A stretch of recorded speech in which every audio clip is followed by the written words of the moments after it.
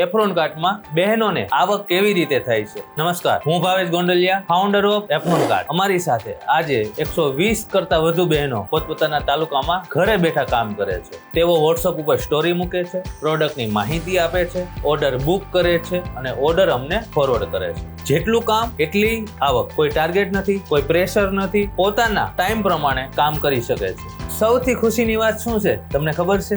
ઘણી બહેનો પોતાના નાના ખર્ચાઓ જાતે કાઢે છે અને પરિવારને સપોર્ટ કરે છે. આ માત્ર આવક નથી, આત્મનિર્ભર બનવાની શરૂઆત છે.